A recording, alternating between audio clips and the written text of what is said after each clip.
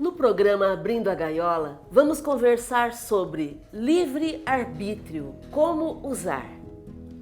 O livre-arbítrio é um recurso que você tem, um recurso divino, natural, para que você possa progredir espiritualmente, senão você seria uma máquina.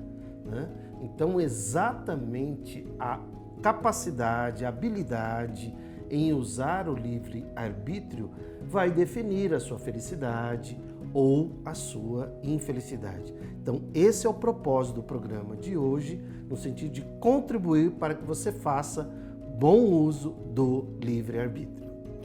A definição de livre-arbítrio é a condição que você tem de decidir, de escolher em função da própria vontade, isento de qualquer condicionamento, de qualquer motivo ou causa determinante. Então é quando você pode, diante de uma situação, fazer uma escolha livre de qualquer influência.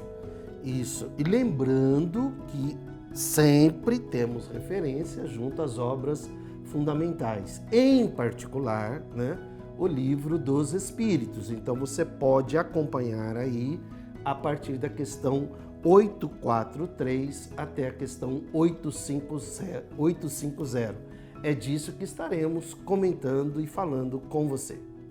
No Livro dos Espíritos, Allan Kardec pergunta aos espíritos se o ser humano tem o livre-arbítrio dos seus atos. O que ele está querendo saber? Se nós, quando estamos encarnados aqui na Terra, se nós podemos escolher. Se eu posso escolher sem nenhum tipo de influência, Lembrando também que Kardec, quando começa o Livro dos Espíritos, ele coloca bem em cima do título, ele coloca filosofia espiritualista. O que ele quer dizer com isso? Que ele está dando uma direção. Nós vamos falar na filosofia com uma visão espiritualista. Por quê? Porque os temas que ele vai provocar aqui são temas da filosofia. Por exemplo, o livre-arbítrio é um tema da filosofia. Então tem o ser humano o direito, a capacidade de escolher, de usar o livre-arbítrio nos seus atos, de fazer as suas escolhas nos seus atos? E aí então os espíritos respondem, se tem a liberdade de pensar, obviamente tem também a liberdade de agir, de fazer o que queira fazer. Sem o livre-arbítrio, nós seríamos máquinas. Então, na verdade, todo esse processo é para a gente entender como é que são feitas as nossas escolhas. Porque o cérebro decide antes, não, Ururaí? Existe aí uma informação interessante, porque o que se fala sobre o cérebro? Na neurociência, Na neurociência. Quando você vai fazer uma escolha, milissegundos antes, o cérebro já decidiu por você. No entanto, é mais ou menos assim. Por quê? Porque na visão espiritualista e espírita, o que a gente entende? Que à medida que você vai fazendo as escolhas, você, como espírito, vai fazendo os imprintings no cérebro, vai fazendo as gravações, entre aspas, no cérebro. Você vai criando um programa para facilitar as suas escolhas. Então, as suas próximas escolhas são definidas por escolhas passadas, mas isso de uma forma automática. Isso é para facilitar a sua vida, para você ganhar tempo, gastar o mínimo de energia. No entanto, a qualquer momento, você pode fazer novas escolhas e na repetição de novas escolhas, fazer novos imprints cerebrais, novas gravações cerebrais.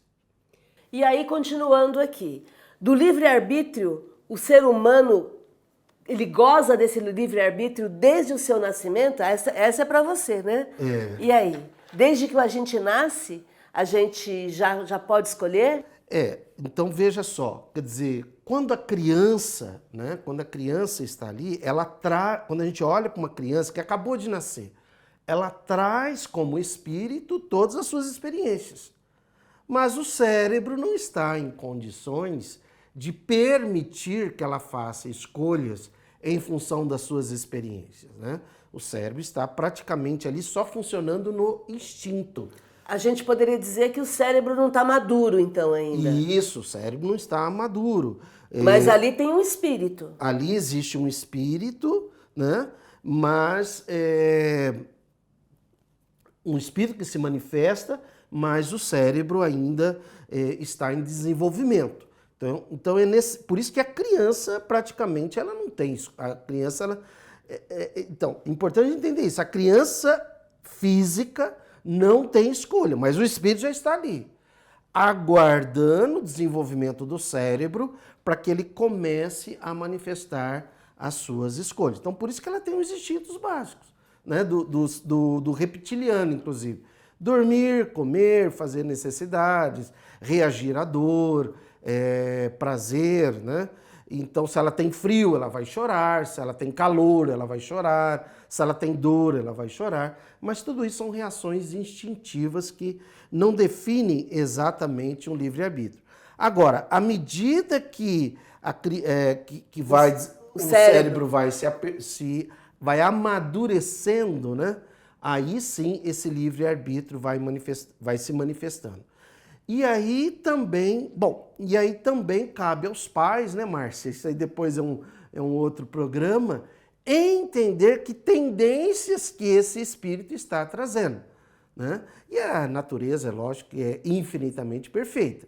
Então a criança está ali, bonitinha, né, tal, para exatamente despertar o amor dos pais junto à criança e ao mesmo tempo dando um tempo para que quando ela começar a desenvolver, os pais estejam atentos às tendências dela, né? Muito interessante essa fala que você fez. À medida que o cérebro vai se desenvolvendo, o espírito vai se manifestando naquele corpo. Isso. Né? Porque ele vai mostrando as tendências que ele tem e é exatamente aí que os pais podem ir corrigindo, adequando, orientando, que é a nossa função enquanto pais. Podem e devem, né? Exatamente. Podem e devem, é quase que uma obrigação. Aliás, é para isso que existe a reencarnação, né? Para correção das más tendências através de desenvolvimento de habilidades junto ao livre-arbítrio. Na questão 845, Kardec pergunta se não é um obstáculo para o exercício do livre-arbítrio o fato de nós termos predisposições que são instintivas. Então, todos nós já nascemos com algumas predisposições, né? A gente chama aqui de instintivas porque elas são inatas, não tem nada a ver com o instinto. É né? importante fazer essa separação. Isso. Né? Predisposição instintiva é aquilo que você já nasceu fazendo, né? Você já nasceu com a pessoa. Com as tendências. Com as tendências. Né? Então, desde muito cedo, algumas pessoas já mostram essas tendências.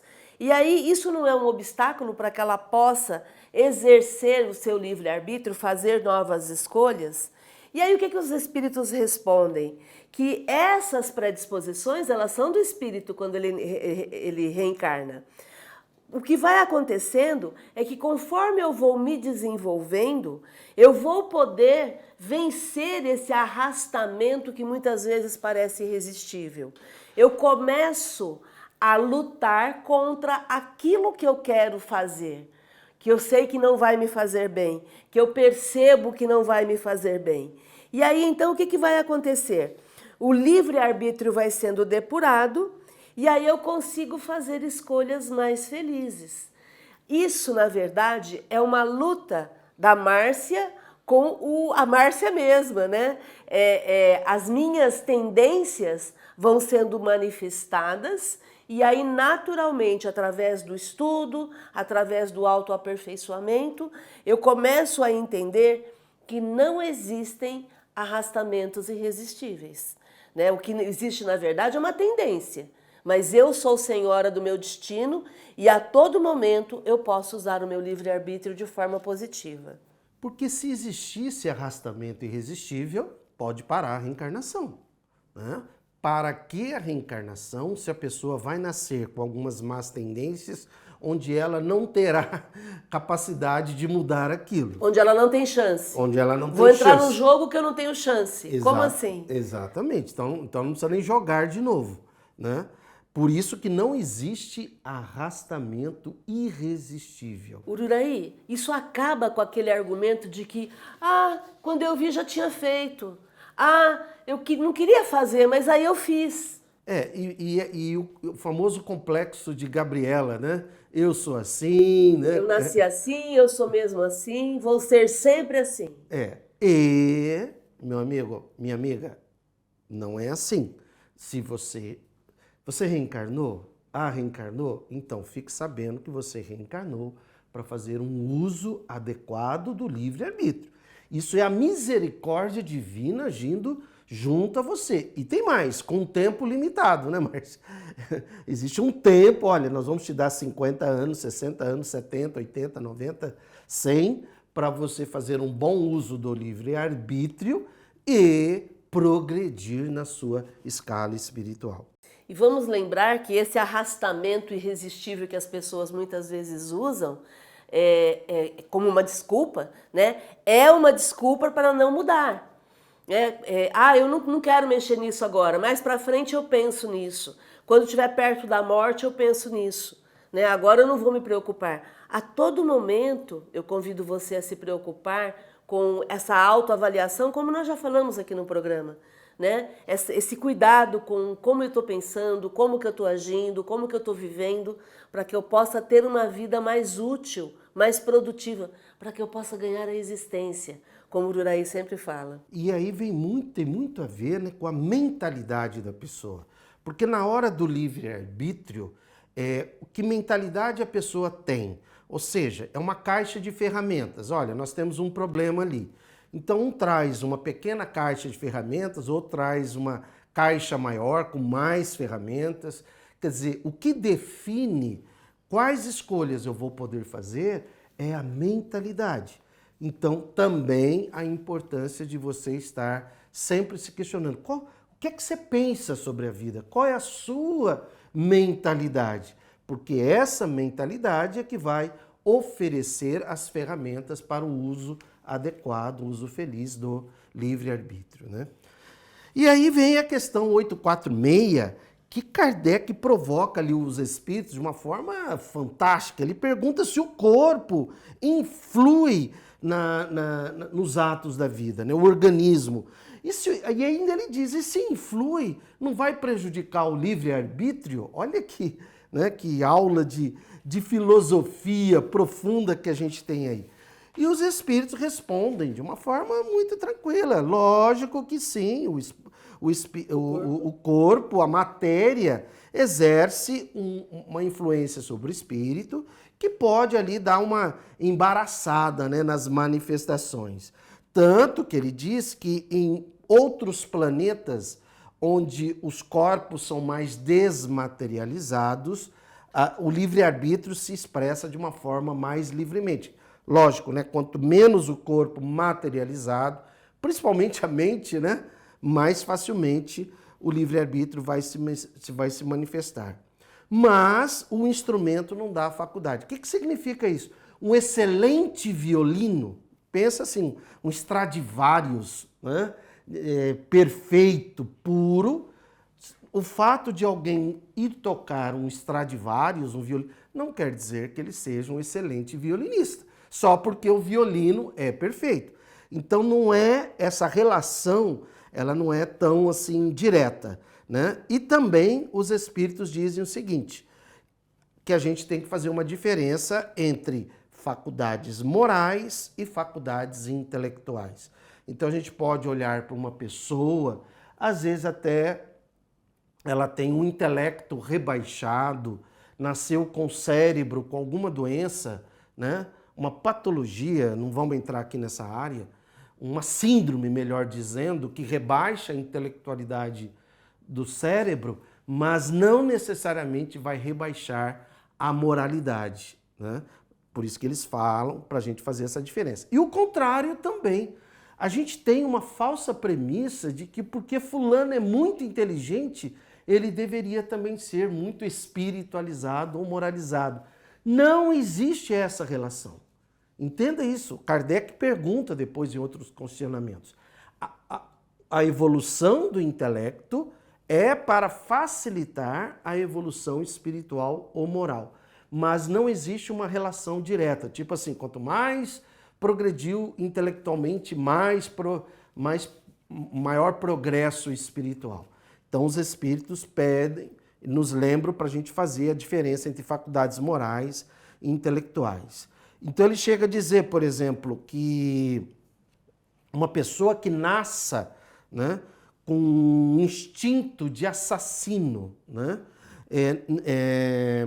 não quer dizer que isso quem lhe deu foram seus órgãos, mas isso está no espírito.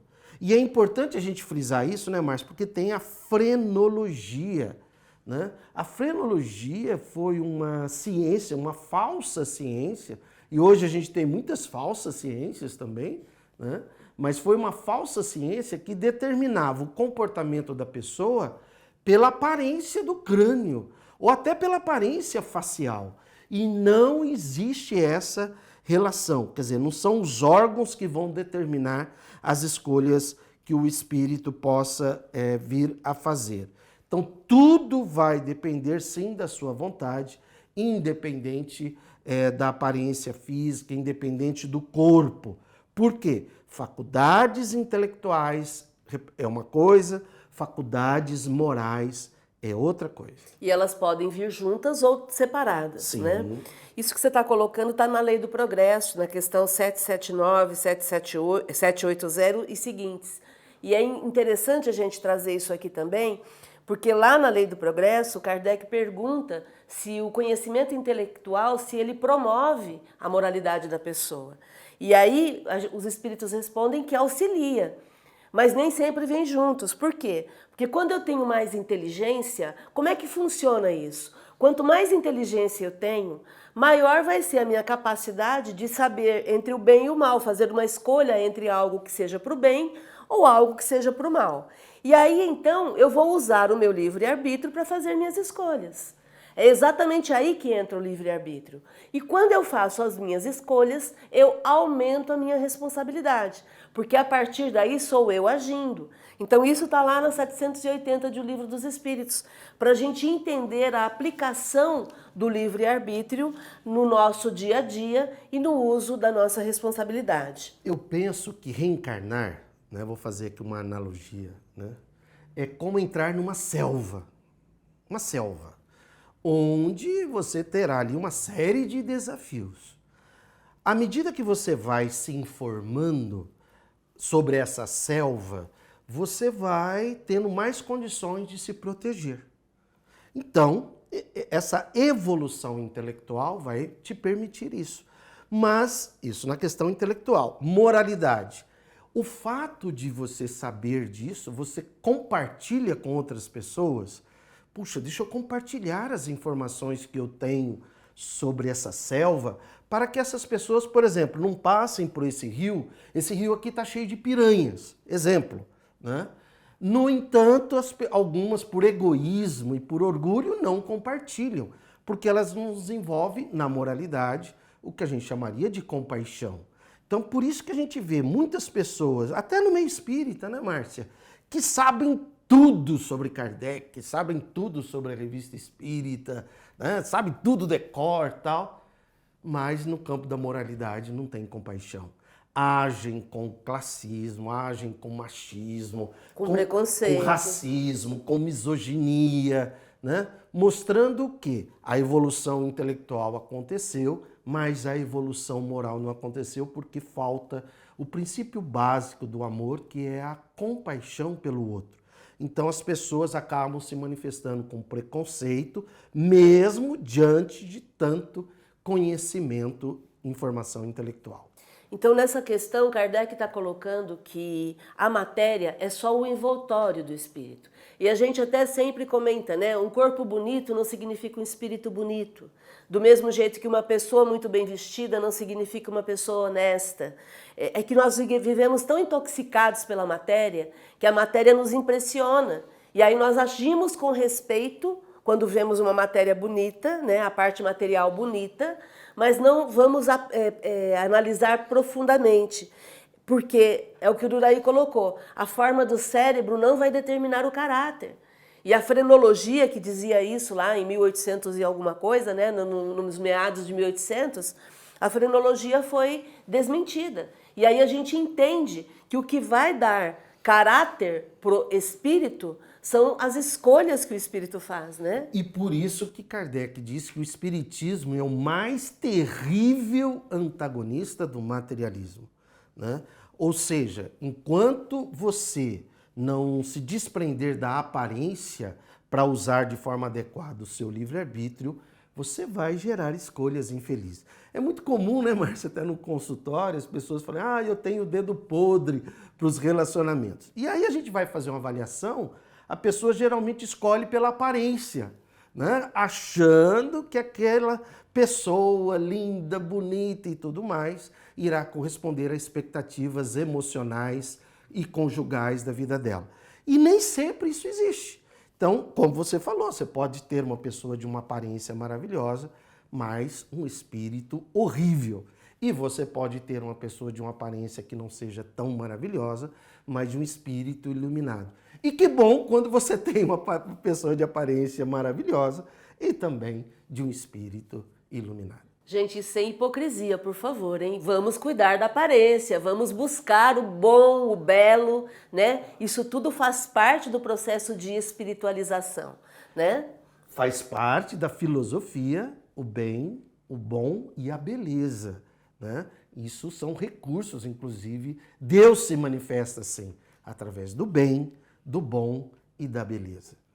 E aí, então, os espíritos continuam na 847, perguntando se quando eu tenho uma faculdade, uma capacidade doente, quando eu estou doente, tenho algum transtorno, se isso não tira de mim o livre-arbítrio, né? A aberração das faculdades tira ao homem o livre-arbítrio.